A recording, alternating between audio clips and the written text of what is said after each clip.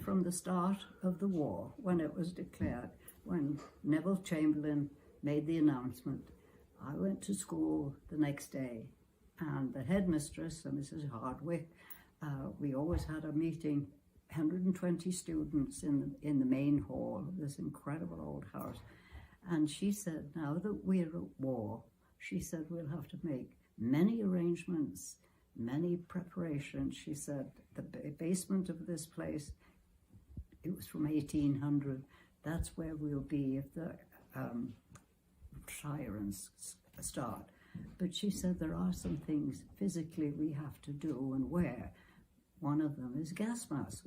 And she said, I have ordered, we're 120 students, so with the staff, it's close to 150, and we're going to fit you with gas masks, so wear a heavy coat tomorrow because you'll be outside for a few hours. And so went along to school, went into the garden, 120 of us, and this vehicle came into the driveway. It looked like a Winnebago. 3 guys got over it, and then we looked behind it, and there was a small one that looked like a small Winnebago, but no windows. And so 3 guys got out, and they had navy blue uniform, and each one came with a tape measure. And my hair, thick hair, out here, he measured round here, approximately. And eventually that took a long time with 120 girls. And we're all curious, thinking they were going to bring gas masks out, you know. And so finally, there was an area there that was like a doorway on the gas chamber one. I didn't know that's what it was. And 2 by 2, so I went in with the girl I was assigned with, and then they closed the door, and they turned on the gas. And I honestly thought I was going to die.